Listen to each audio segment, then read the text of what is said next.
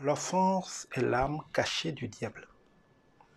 Il va souvent te faire provoquer, te faire offenser pour te détruire, tout en faisant d'une pierre plusieurs coups et détruire par la même occasion ceux qui t'ont offensé.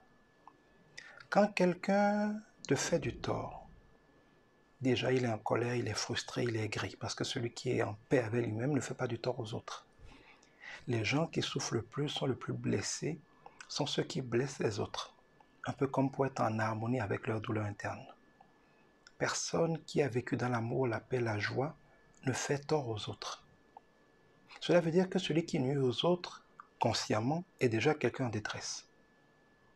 Quand il te fait du tort et que tu réagis comme lui, en cherchant aussi à lui faire du tort en retour, tu lui fais encore plus mal. Et comme lui, tu te fais mal parce que pour réagir ainsi, il faut d'ailleurs que toi-même tu sois blessé, tu sois frustré. J'aime dire que quand on te verse de l'alcool sur la peau et que tu hurles, ce n'est pas à cause de l'alcool. Parce qu'en vérité, l'alcool sur la peau rafraîchit. L'alcool ne te fait hurler quand il est versé sur ta peau que s'il y avait déjà une blessure. Quand quelqu'un t'offense et que tu es incapable de rester calme et en paix, ce n'est pas à cause de l'offense, c'est parce qu'il y avait déjà une blessure qu'il n'a fait que raviver. Donc, tu étais malade, émotivement il est malade, vous vous affrontez, vous vous détruisez, le diable a gagné. Mais Dieu nous donne le secret pour échapper à cela. Triomphe du mal par le bien. Réponds au mal par le bien.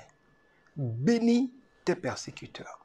Et si vous êtes courageux, parfois il dit, donne la deuxième joue quand t'as giflé. Ça ne veut pas dire être masochiste, mais ça veut dire n'aie pas peur de risquer de prendre encore des coups.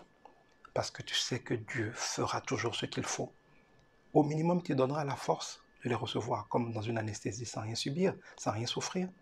Mais parfois, il utilisera ton attitude pour changer quelque chose dans le cœur de l'autre. Parce que quand tu attaques quelqu'un et qu'il répond par la paix, par l'amour, par la bénédiction, qu'il te pardonne, qu'il t'aime, cela te déstabilise. Le plan, l'enchaînement d'événements que le diable avait planifié pour les détruire, pour te détruire, est interrompu. La malédiction, le malheur ne crée plus de malheur. Vous ne vous battez plus jusqu'à mort. Quelqu'un est plus grand, quelqu'un est plus sage. Il ne répond pas à l'amour, il éteint l'incendie. Il n'y a pas de feu. Satan est vaincu. Aime tes ennemis, pardonne-leur. Rappelle-toi que nul n'est méchant volontairement et que nous n'avons pas à combattre les personnes qui nous font du tort, mais les esprits qui veulent les utiliser contre nous.